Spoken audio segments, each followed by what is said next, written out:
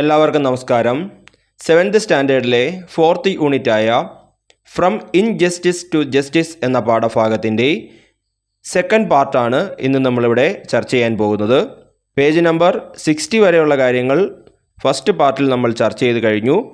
ഇനി നമ്മൾ page number 61ലാണ് ആരംഭിക്കുന്നത്. അവിടെ ആദ്യമായി തന്നിരിക്കുന്നത് എക്സ്റ്റൻഡഡ് റീഡിങ്ങിൻ്റെ ഭാഗമായിട്ടുള്ള നിലമ്പൂർ ആയിഷയുടെ ബിറ്റ്വീൻ ലൈഫ് ആൻഡ് സ്റ്റേജ് എന്നുള്ള പുസ്തകത്തിൻ്റെ പേജ് നമ്പർ 39 മുതൽ 42 വരെയുള്ള ഭാഗങ്ങളാണ്. അത് നിങ്ങൾക്ക് ഞാനൊന്ന് വായിച്ച് കേൾപ്പിക്കാം. നിലമ്പൂർ ആയിഷയുടെ ഒരു അനുഭവക്കുറിപ്പാണ്. അക്കാലത്ത് നാടകത്തിൽ അഭിനയിക്കാൻ സ്ത്രീകളെ കിട്ടുമായിരുന്നില്ല. സ്ത്രീകൾ അഭിനയ രംഗത്തേക്ക് വരുന്നത് മോശമാണെന്നായിരുന്നു സമൂഹം വിശ്വസിച്ചിരുന്നത്. ഞാൻ നാടകത്തിൽ അഭിനയിക്കാൻ തന്നെ തീരുമാനിച്ചു. വടക്കേ മലബാറിൽ പല ഭാഗത്തും ഞങ്ങൾ നാടകം കളിക്കാൻ പോയിട്ടുണ്ട്. മുക്കത്ത് നാടകം കളിക്കുമ്പോഴാണ് എനിക്ക് കല്ലേറ് കിട്ടുന്നത്. നാടകത്തിൻ്റെ ഡയലോഗ് പറഞ്ഞു തീരുന്നതിന് മുമ്പേ ഒരു കല്ല് വന്ന് എൻ്റെ മുഖത്ത് പതിച്ചു. ഞാൻ പതറിയില്ല. എൻ്റെ വായിലൂടെ രക്തം ഒഴുകുന്നുണ്ടായിരുന്നു. പക്ഷേ ഒറ്റ ഡയലോഗ് പോലും തെറ്റിക്കുകയോ മറക്കുകയോ ചെയ്യാതെ നാടകം പൂർത്തിയാക്കി. മട്ടാഞ്ചേരിയിൽ മേലാക്കത്ത് നാടകം കളിക്കുമ്പോൾ വേദിയിൽ വെച്ച് തന്നെ എന്നെ വധിക്കുവാനുള്ള ശ്രമം നടന്നു. ഒരുപക്ഷെ ഒരു അഭിനേതാവിനും ഇത്തരം അനുഭവം ഉണ്ടാകാനിടയില്ല. നാടകം ഏതാണ്ട് പകുതി എത്തിയപ്പോൾ എൻ്റെ തല ലക്ഷ്യമായി ഒരു വെടിയുണ്ട ചീറിപ്പാഞ്ഞു വന്നു. ഭാഗ്യമെന്ന് പറയട്ടെ, ഞാൻ ഡയലോഗ് പറഞ്ഞ് തല തിരിച്ചതിനാൽ അത് എൻ്റെ തലയിൽ കയറിയില്ല. ഇത്തരത്തിൽ ഒരുപാട് സംഭവങ്ങൾ എനിക്ക് നേരിടേണ്ടി വന്നിട്ടുണ്ട്. ഇത്തരം പ്രതിസന്ധികളൊന്നും ഞങ്ങളെ തളർത്തിയില്ല. അങ്ങനെയൊന്നും ആയിഷയെ തോൽപ്പിക്കാൻ കഴിയില്ല.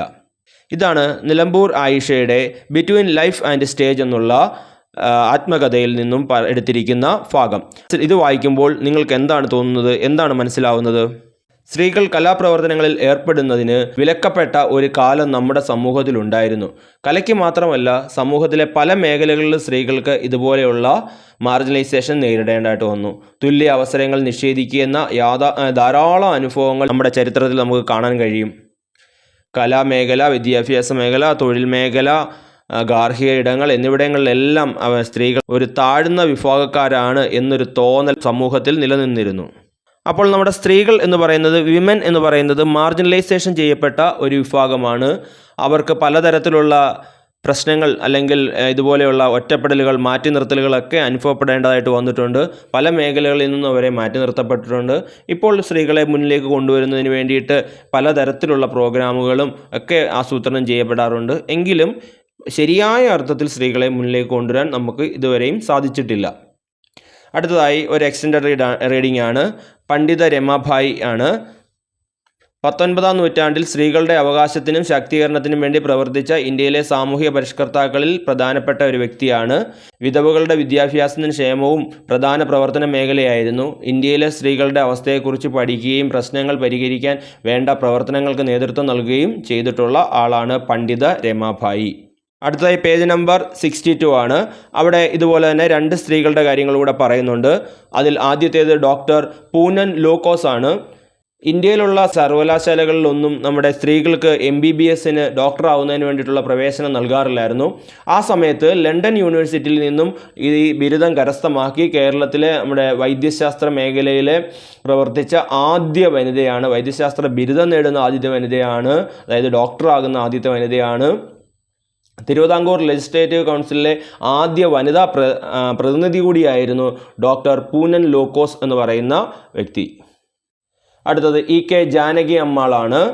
E.K. ജാനകി അമ്മാൾ എന്ന് പറയുന്ന ആൾ കേരളത്തിലെ തലശ്ശേരിയിൽ ജനിച്ച വിശ്വപ്രസിദ്ധമായ സസ്യശാസ്ത്രജ്ഞയാണ്.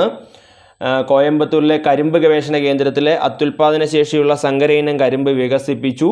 ബൊട്ടാണിക്കൽ സർവേ ഓഫ് ഇന്ത്യയുടെ ആദ്യ ഡയറക്ടർ ജനറലാണ്. 1947 രാജ്യം പത്മശ്രീ നൽകി ആദരിച്ച വ്യക്തി കൂടിയാണ് E.K. ജാനകി അമ്മാൾ എന്ന് പറയുന്ന ആൾ. അപ്പോൾ സ്ത്രീകൾക്ക് ഇതുപോലെയുള്ള മാർജിനലൈസേഷൻ നേരിടുമ്പോൾ പോലും അതിനെയൊക്കെ അതിജീവിച്ച സ്ത്രീകളാണ്. അതായത് പണ്ട് കാലത്ത് അതിനെയൊക്കെ അതിജീവിച്ച് മുന്നിലേക്ക് വന്ന സ്ത്രീകളാണ്. അപ്പോൾ എല്ലാവരും ഇതേപോലെയുള്ള മാർജിനലൈസേഷൻ ചെയ്യപ്പെടുന്ന സ്ത്രീകളുടെ ഉന്നമനത്തിന് വേണ്ടി പ്രവർത്തിക്കുകയും അതിനുവേണ്ടി ആ സ്ത്രീകളെ മുന്നോട്ട് കൊണ്ടുവരുന്നതിന് വേണ്ടിയുള്ള നടപടികളിലൊക്കെ ഏർപ്പെടുകയൊക്കെ ചെയ്യേണ്ടത് വളരെ അത്യാവശ്യമായിട്ടുള്ള കാര്യമാണ്. അതേപോലെ തന്നെ അടുത്തതായിട്ട് മാർജിനലൈസേഷൻ ചെയ്യപ്പെട്ട മറ്റൊരു വിഭാഗമാണ് ട്രാൻസ്ജെൻഡേഴ്സ് എന്ന് പറയുന്നത്. ട്രാൻസ്ജെൻഡർ എന്താണെന്ന് നമ്മൾ നേരത്തെ പറഞ്ഞിരുന്നതാണ്. അവിടെ ഒരു ബോക്സിൽ തന്നിട്ടുണ്ട്. Transgender person means a person whose gender does not match with the gender assign to that person at birth. This include trans men or trans woman. അതായത് ഒരാൾ ജനിക്കുമ്പോൾ അവർക്ക് അസൈൻ ചെയ്ത് കിട്ടുന്ന ജെൻഡർ, അവരിപ്പോൾ ഒരു പുരുഷനായിട്ടായിരിക്കും ജനിക്കുന്നത്, പക്ഷേ അവരുടെ രീതികളും ജീവിത രീതികളും അവരുടെ സ്വഭാവങ്ങളും മറ്റു കാര്യങ്ങളെല്ലാം ഒരു സ്ത്രീയെ പോലെയായിരിക്കും. അങ്ങനെയുള്ള ആളുകളുണ്ട്. അതേപോലെ തന്നെ തിരിച്ചും ഒരു സ്ത്രീയായിട്ട് ജനിക്കുകയും പുരുഷനെ പോലെയൊക്കെ പെരുമാറുകയും പുരുഷനെ പോലെയുള്ള ജീവിത രീതികളിൽ ഏർപ്പെടുകയും ഒക്കെ ചെയ്യുന്ന ആളുകളുണ്ട്. അവരെയാണ് നമ്മൾ ട്രാൻസ്ജെൻഡേഴ്സ് എന്ന് പറയുന്നത്. അത് രണ്ട് രീതിയിലുണ്ട്. ട്രാൻസ് മെൻ ഉണ്ട്, ട്രാൻസ് വുമൺ ഉണ്ട്. അപ്പോൾ ഈ രണ്ട് രീതിയിലുള്ള ആളുകളെയും ട്രാൻസ്ജെൻഡർ എന്നാണ് വിളിക്കുന്നത്. ഇവരും ഈ മാർജിനലൈസേഷൻ ചെയ്യപ്പെടുന്ന ഒരു വിഭാഗത്തിൽ പെടുന്ന ആളുകളാണ്. അടുത്തതായി മൈനോറിറ്റിയാണ്. A term applied to groups that are few in the total population. അതായത് ജനസംഖ്യയുടെ, നമ്മുടെ മൊത്തം ജനസംഖ്യയിലെ കുറവുള്ള വിഭാഗങ്ങൾ, എണ്ണത്തിൽ കുറവുള്ള വിഭാഗങ്ങളെയാണ് നമ്മൾ ന്യൂനപക്ഷം അല്ലെങ്കിൽ മൈനോറിറ്റി എന്ന് പറയുന്നത്. അതിന് എക്സാമ്പിളായിട്ട് നമുക്ക് നമ്മുടെ സിഖുകാരെ എടുക്കാം. പഞ്ചാബീസ് എന്ന് പറയുന്ന സിഖുകാർ, അവർ വളരെ മൈനോറിറ്റിയാണ്. നമ്മുടെ ജനസംഖ്യയിലെ വളരെ കുറച്ച് പേരുള്ളതാണ് സിഖുകാർ. അതേപോലെ തന്നെ മുസ്ലിംസും നമ്മുടെ ജനസംഖ്യയിലെ വളരെ കുറച്ചുള്ള ആളുകളാണ്, അവരും മൈനോറിറ്റീസാണ്. അതുപോലെ ഈ ബുദ്ധിസ്റ്റുകളുണ്ട്, ബുദ്ധമതക്കാർ, അവരും ഒക്കെയാണ് മൈനോറിറ്റീസ് എന്ന ഗണത്തിൽ പെടുന്നത്. ക്രിസ്ത്യൻ വിഭാഗക്കാരും മൈനോറിറ്റീസാണ്. അടുത്തതായി പേജ് നമ്പർ 63 ആണ്. അവിടെ ഒരു എക്സ്റ്റെൻഡഡ് റീഡിംഗ് ആണ്, ട്രയംഫ് ഓഫ് ദ വിൽ. അപ്പോൾ അത് ഞാനൊന്ന് വായിച്ച് കേൾപ്പിക്കാം. അവിടെ 3 സ്ത്രീകളെ പറ്റിയാണ് പറയുന്നത്, ഹുസ്നയും ഫെബിനും അതുപോലെ തന്നെ ശാരദാദേവിയും. അപ്പോൾ അത് വായിച്ച് കേൾപ്പിക്കാം, കേട്ടോളൂ. ഇരുട്ട് പടർന്ന ജീവിതത്തെ നിശ്ചയദാർഢ്യം കൊണ്ട് നേരിട്ട് ക്ലാസ് മുറികളിൽ വെളിച്ചം പരത്തുകയാണ് ഹുസ്നയും ഫെബിനും. ചക്രക്കസേര ഒരു പരിമിതിയല്ലെന്ന് തെളിയിച്ച് ഷേക്സ്പിയറിനെയും ഷെല്ലിയെയും ഒക്കെ മനോഹരമായി പകർന്നു കൊടുക്കുകയാണ് തിരുവനന്തപുരത്തുകാരിയായ ശാരദാദേവി. ശാരീരിക വെല്ലുവിളികളെ അതിജീവിച്ച് ജീവിത വിജയം കൈവരിച്ച ഈ 3 അധ്യാപികമാരും ഭിന്നശേഷിക്കാർക്കൊരു മാതൃകയാകുകയാണ്. അപൂർവ രോഗം ബാധിച്ച് ചക്രക്കസേരയുടെ സഹായമില്ലാതെ ചലിക്കാനാകാത്ത ശാരദാദേവി പഠനത്തിൽ എന്നും മുൻനിരയിലായിരുന്നു. ഫെബിൻ മറിയം ജോസിന് 17-ാം വയസ്സിലാണ് കാഴ്ച നഷ്ടമായത്. കാഴ്ചയില്ലായ്മ ജീവിതത്തിൽ നേട്ടം കൈവരിക്കാൻ തടസ്സമല്ലെന്ന് തെളിയിച്ച ഹെലൻ കെല്ലറാണ് ഫെബിൻ്റെ ഹീറോ. നെടുമങ്ങാട് അഴീക്കോട് സ്വദേശിയായ ഹുസ്നയ്ക്കും 11 വയസ്സുവരെ കാഴ്ചയുണ്ടായിരുന്നു. കുടുംബത്തിൻ്റെ പിന്തുണയോടെയാണ് പഠനത്തിൽ മിടുക്കികളായ മൂവരും പരിമിതികൾ മറികടന്ന് സർക്കാർ കോളേജിൽ അധ്യാപികമാരായി സർവീസിൽ പ്രവേശിച്ചത്. ഇതാണ് ഈ 3 സ്ത്രീകളുടെ കഥകൾ. അതിനകത്ത് നമുക്ക് വായിക്കുമ്പോൾ അല്ലെങ്കിൽ അത് കേൾക്കുമ്പോൾ നമുക്ക് മനസ്സിലാവുന്ന എന്താണ്, ഡിഫറൻ്റ്ലി ഏബിൾഡ് ആയിട്ടുള്ള ഒട്ടനവധി ആളുകളുണ്ട്. അതായത് വൈകല്യങ്ങളുള്ള ഭിന്നശേഷിക്കാരായിട്ടുള്ള ഒട്ടനവധി ആളുകളുണ്ട്. അവരെയൊക്കെ നമ്മൾ പരിഗണിക്കാറില്ല, അല്ലെങ്കിൽ അവർക്കൊക്കെ നമ്മൾക്ക് അർഹതപ്പെട്ട പരിഗണന നൽകാറില്ല. അവരെയൊക്കെ മാർജിനലൈസ് ചെയ്യപ്പെടുന്ന ഗ്രൂപ്പിലേക്കാണ് നമ്മൾ പെടുത്താറുള്ളത്. അപ്പോൾ അവരെ അങ്ങനെ പെടുത്തേണ്ടവരല്ല, അങ്ങനെ മാറ്റി നിർത്തേണ്ടവരല്ല. അതിൻ്റെ ഭാഗമായിട്ടാണ് നമ്മുടെ സ്കൂളുകളിലൊക്കെ ഇപ്പോൾ റാമ്പും റെയിലും ഒക്കെ സ്ഥാപിച്ചിട്ടുണ്ട്. അങ്ങനെ വൈകല്യമുള്ള കുട്ടികൾക്ക് വരാനും ക്ലാസ്സുകളിൽ വരാനും പഠിക്കാനും ഒക്കെയുള്ള സൗകര്യങ്ങൾ നമ്മൾ ഒരുക്കാറുണ്ട്. അതേപോലെ ഇപ്പോൾ സ്കൂളുകളിൽ അധ്യാപകന്മാരായിട്ട് അല്ലെങ്കിൽ അധ്യാപകന്മാരായിട്ട് നിയമിക്കപ്പെടുന്നവരിൽ 25% വരെ ആളുകൾ അല്ലെങ്കിൽ 20% വരെ ആളുകൾ ഭിന്നശേഷിക്കാരായിരിക്കണം, ഡിഫറൻ്റ്ലി ഏബിൾഡ് ആയിട്ടുള്ള ആളുകളായിരിക്കണം എന്നുള്ള ഓർഡർ പോലും സർക്കാർ ഇറക്കിയിട്ടുണ്ട്. അപ്പോൾ അങ്ങനെയുള്ള ആളുകളെ നമ്മൾ പരിഗണിക്കുകയും അവർ കുറവുള്ളവരല്ല, നമ്മളെപ്പോലെ തന്നെ കഴിവുള്ള ആളുകളാണ് എന്നൊരു തോന്നൽ എല്ലാവരിലും ഉണ്ടാകണം. ഉണ്ടായാൽ മാത്രമേ അവരെ നമുക്ക് മുൻനിരയിലേക്ക് കൊണ്ടുവരാൻ സാധിക്കുകയുള്ളൂ. അപ്പോൾ മാർജിനലൈസേഷൻ ചെയ്യപ്പെടുന്ന മറ്റൊരു ഗ്രൂപ്പാണ് ഇപ്പോൾ നമ്മൾ പറഞ്ഞത്, ഡിഫറൻ്റ്ലി ഏബിൾഡ് ആയിട്ടുള്ള ആളുകൾ. അപ്പോൾ ഡിഫറൻ്റ്ലി ഏബിൾഡ് ആയിട്ടുള്ള ആളുകൾക്ക് വേണ്ടി നമുക്ക് ചെയ്യാനുള്ളത്, ബിൽഡിങ്ങുകളൊക്കെ നിർമ്മിക്കുന്ന സമയത്ത് അവരെ കൂടെ പരിഗണിക്കുക, അവർക്കൂടെ കയറത്തക്ക രീതിയിലുള്ള റാമ്പ് ആൻഡ് റെയിലുകൾ സ്ഥാപിക്കുക. അതുപോലെ പാത്ത് വേസ് എന്ന് പറയുന്നത് നടവഴികൾ, അതായത് കണ്ണ് കാണാൻ പറ്റാത്ത ഒരാൾക്കാണെങ്കിൽ അതിന് നടന്നു പോകാത്തക്ക രീതിയിലുള്ള ടൈലുകളൊക്കെ ഉണ്ട്. ഇപ്പോൾ അവരുടെ വാക്കിംഗ് സ്റ്റിക്കുകൾ വെച്ച് തൊടുമ്പോൾ എവിടെയാണ് ഇതിൻ്റെ കൃത്യമായ വഴി എന്ന് മനസ്സിലാകത്തക്ക രീതിയിലുള്ള ടൈലുകളൊക്കെ പാത്ത് വേയിലിടുക. അതുപോലെ ബുക്കുകൾ, ഇപ്പോൾ കാഴ്ചയ്ക്ക് പരിമിതിയുള്ള ആളുകൾക്ക് ബ്രെയിൻ ലിപിയിൽ തന്നെ വായിക്കത്തക്ക രീതിയിലുള്ള ബുക്കുകൾ സജ്ജമാക്കുക. ഇങ്ങനെയൊക്കെ ചെയ്യുന്നതോടുകൂടി നമുക്ക് എന്താണ്, അവരെയും കൂടെ നമ്മുടെ മുഖ്യധാരയിലേക്ക്, നമ്മളെപ്പോലെയുള്ള കഴിവുള്ളവരാക്കി മാറ്റി നമ്മളെപ്പോലെ മുഖ്യധാരയിലേക്ക് കൊണ്ടുവരുന്നതിന് വേണ്ടിയിട്ട് നമുക്ക് സാധിക്കും. അടുത്തതാണ് right of person with disabilities act 2016. അതായത് ഭിന്നശേഷിക്കാരുടെ അവകാശങ്ങൾ സംരക്ഷിക്കുന്നതിന് വേണ്ടിയിട്ടുള്ള ഒരു ആക്റ്റാണ്, ഒരു നിയമമാണ്. അതൊന്ന് വായിച്ച് കേൾപ്പിക്കാം. The act was enacted to ensure non discrimination and equal social life for the differently abled. അതായത് ഭിന്നശേഷിക്കാർക്ക് വിവേചനമില്ലാത്ത തുല്യത നൽകുന്ന ഒരു സാമൂഹ്യ ജീവിതം ഉറപ്പുവരുത്തുന്നതിന് വേണ്ടിയിട്ടുള്ള ഒരു നിയമമാണ് right of person with disability act 2016. അടുത്തത് പാരാലിമ്പിക്സ് ആണ്. പാരാലിമ്പിക്സ് എന്ന് പറയുന്നത് നമ്മുടെ ഒളിമ്പിക്സ് പോലെ തന്നെ വൈകല്യമുള്ള ആളുകൾക്ക് വേണ്ടിയിട്ടുള്ള, ഡിസബിലിറ്റി ആയിട്ടുള്ള അല്ലെങ്കിൽ ഡിഫറൻ്റ്ലി ഏബിൾഡ് ആയിട്ടുള്ള ആളുകൾക്കുള്ള ഒരു ഒളിമ്പിക്സ് ആണ്. The Paralympics and international sports competition for differently abled athletes began in 1948. അതായത് 1948 ആരംഭിച്ചതാണ് ഈ പാരാലിമ്പിക്സ് എന്ന് പറയുന്നത്.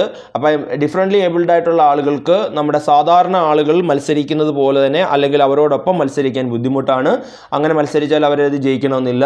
അപ്പോൾ ഡിഫറൻ്റ്ലി ഏബിൾഡ് ആയിട്ടുള്ള വൈകല്യമുള്ള അല്ലെങ്കിൽ ഭിന്നശേഷിയുള്ള ആളുകളെ അവരുടെ രീതിയിൽ അവരെ പോലെയുള്ള ആളുകളുടെ കൂടെ മത്സരിപ്പിക്കുക. അതൊരു രാജ്യാന്തര മത്സരമാണ്, ഇൻ്റർനാഷണൽ മത്സരമാണ് സംഘടിപ്പിക്കാറുള്ളത്.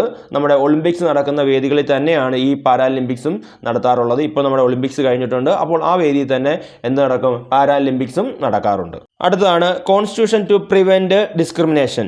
അതായത് നമ്മുടെ കോൺസ്റ്റിറ്റ്യൂഷനിൽ നമ്മുടെ ഡിസ്ക്രിമിനേഷൻ, വിവേചനം തടയാനായിട്ടുള്ള മാർഗ്ഗങ്ങൾ എന്തൊക്കെയാണ്? അവിടെ നമുക്കൊരു എക്സ്റ്റൻഡഡ് റീഡിംഗ് തന്നിട്ടുണ്ട്. ഡോക്ടർ BR അംബേദ്കറിൻ്റെ ആണ്.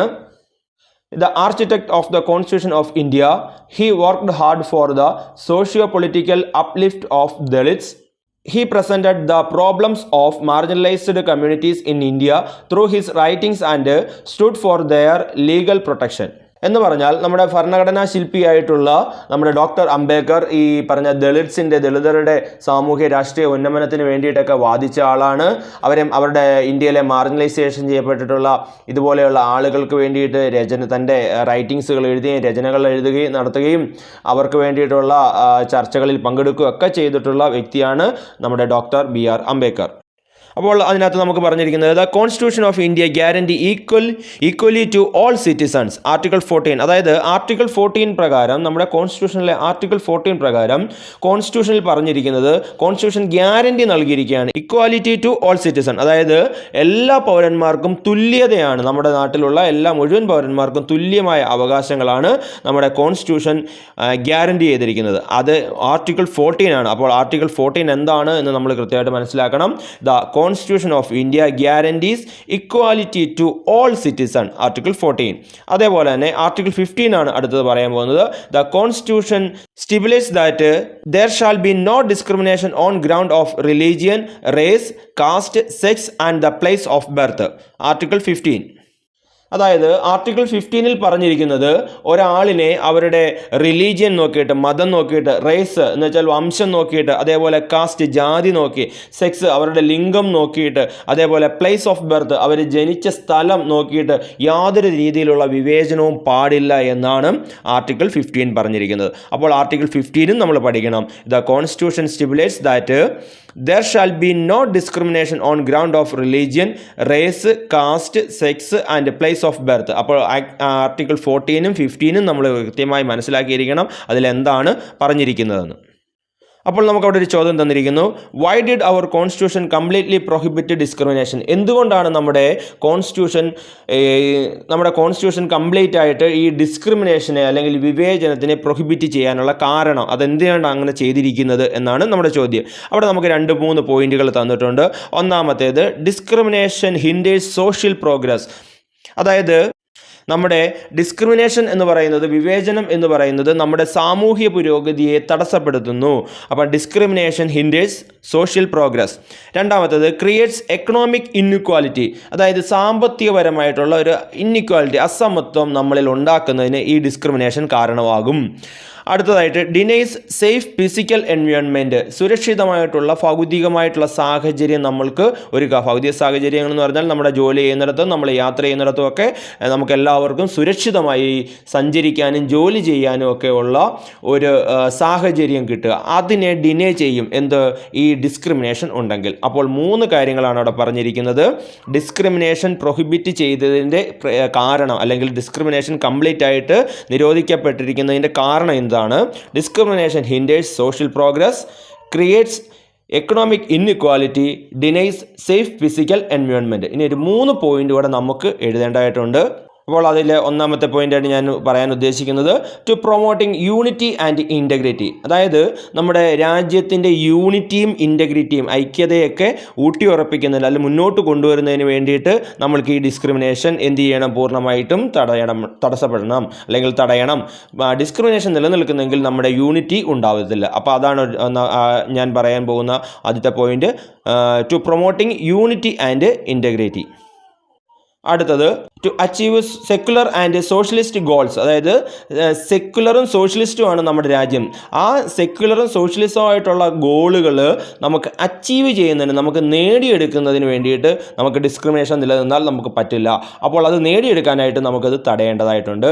അപ്പോൾ ആ പോയിൻ്റ് ഇതാണ്, to achieve secular and socialist goals.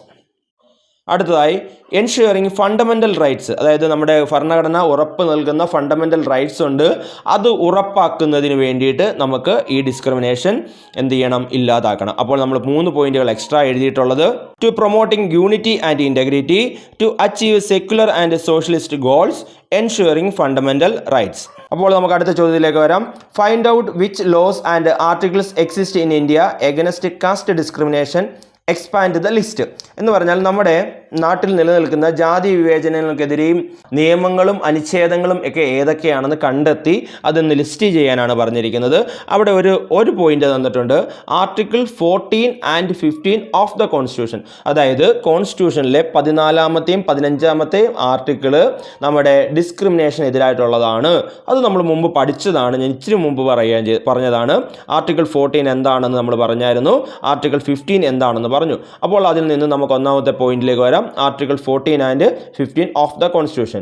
ഇനി നമുക്ക് എക്സ്ട്രാ ആയിട്ട് എഴുതാൻ കഴിയുന്നത് ആർട്ടിക്കിൾ 16 ആൻഡ് 17. ആർട്ടിക്കിൾ 16ഉം 17ഉം ഇതേപോലെ തന്നെ നമ്മുടെ കോൺസ്റ്റിറ്റ്യൂഷനിൽ പറഞ്ഞിരിക്കുന്ന 2 ആർട്ടിക്കിളാണ്. അതും ഡിസ്ക്രിമിനേഷന് എതിരായിട്ടുള്ളതാണ്. അപ്പോൾ 2 point, article 14 and 15 of the constitution, article 16 and 17 of the constitution. ഇനി അടുത്തതായിട്ട് നമുക്ക് ചില ലോസ് പറയാം. അതിനകത്ത് ഒന്നാമത് നമ്മൾ പറയുന്നത് the scheduled caste and tribes act 1989 ആണ്. അപ്പോൾ ഷെഡ്യൂൾഡ് കാസ്റ്റുകൾക്കും ട്രൈബ്സിനും വേണ്ടിയിട്ടുള്ള ഒരു ആക്ട് ഉണ്ട്. അതാണ് നമ്മളിവിടെ സൂചിപ്പിച്ചിരിക്കുന്നത്, the scheduled caste and tribes act 1989. അടുത്തത് the protection of civil rights act. അതായത് സിവിൽ റൈറ്റുകൾ, മനുഷ്യാവകാശങ്ങളെ സംബന്ധിക്കുന്ന പ്രൊട്ടക്ഷൻ നൽകുന്ന ആക്ട് ഉണ്ട്. അതോടൊപ്പം തന്നെ അടുത്തത് ദ ഇക്വാലിറ്റി ആക്ട് 2015. അതായത് സമത്വത്തിന് വേണ്ടിയിട്ടുള്ള ആക്ട് ആണ്. അതാണ് ഇക്വാലിറ്റി ആക്ട് 2015 എന്ന് പറയുന്നത്. അടുത്തത് ദ അൺടച്ചബിലിറ്റി ആക്ട് 1955. അതായത് തൊട്ടുകൂടായ്മയ്ക്കെതിരായിട്ടുള്ള ഒരു ആക്ട് ഉണ്ട്, നിലവിലുണ്ട്. അത് 1955 ആക്റ്റാണ്. അതാണ് നമ്മൾ അടുത്തതായിട്ട് എഴുതാൻ ഉദ്ദേശിക്കുന്നത്. അപ്പോൾ നമുക്ക് അതിൻ്റെ ആൻസർ ഒന്നുകൂടെ നോക്കാം. Article 14 and 15 of the constitution, article 16 and 17 of the constitution, the scheduled caste and tribes act 1989, the Protection of Civil Rights Act, the Equality Act 2015, the Untouchability Act 1955. അപ്പോൾ നമ്മുടെ പാഠഭാഗത്തിൻ്റെ അവസാന ഘട്ടത്തിലേക്ക് നമുക്ക് കടക്കാം. നമ്മൾ പഠിച്ചു കഴിഞ്ഞത് മാർജിനലൈസേഷനെ പറ്റിയിട്ടാണ്. നമ്മുടെ social systems, environment, political and economic ഫാക്ടേഴ്സുകളൊക്കെ നമ്മുടെ സമൂഹത്തിൻ്റെ പുരോഗതിയെ ഹിൻഡർ ചെയ്യുന്നതാണ്, തടസ്സപ്പെടുത്തുന്നതാണ്. ഇതൊക്കെ നമ്മളെ മാർജിനലൈസേഷനിലേക്ക് നയിക്കുന്നതാണ്. മാർജിനലൈസേഷൻ ചെയ്യപ്പെടുന്ന ഗ്രൂപ്പുകൾ ഏതൊക്കെയാണെന്ന് നമ്മൾ പഠിച്ചു കഴിഞ്ഞു. അതിനെതിരായിട്ടുള്ള നിയമങ്ങൾ ഏതൊക്കെയാണെന്ന് നമ്മൾ പഠിച്ചു കഴിഞ്ഞു. ഓരോരുത്തരുടെയും അനുഭവങ്ങൾ, അതായത് പല പ്രമുഖരായിട്ടുള്ള ആളുകളുടെ അനുഭവങ്ങൾ നമ്മൾ എക്സ്റ്റൻഡഡ് റീഡിങ്ങിനായിട്ട് പഠിച്ചു കഴിഞ്ഞു. ഇതിനുവേണ്ടി പ്രവർത്തിച്ച ആളുകളെ പറ്റി പഠിച്ചു. അപ്പോൾ ഇങ്ങനെ ഒരുപാട് കാര്യങ്ങൾ നമ്മൾ ഈ പാഠത്തിൽ പഠിച്ചു. അവസാനമായിട്ട് നമുക്ക് ഒരു ചോദ്യത്തിലേക്ക് കടക്കാം. അപ്പോൾ അതാണ്, let's expand the list by finding the social factors that considers every one for an ideal society, അതായത് എല്ലാവരെയും പരിഗണിക്കുന്ന ഒരു സമൂഹത്തിൻ്റെ നിലനിൽപ്പിന് ആവശ്യമായിട്ടുള്ള സാമൂഹിക ഘടകങ്ങൾ, അല്ല എല്ലാവരെയും പരിഗണിച്ചുകൊണ്ട് മുന്നോട്ട് പോകുന്നതിന് ആവശ്യമായിട്ടുള്ള ഒരു സാമൂഹിക ഘടകം എന്തൊക്കെയാണ് നമുക്ക് വേണ്ടത് എന്നാണ് അവിടെ ചോദിച്ചിരിക്കുന്നത്.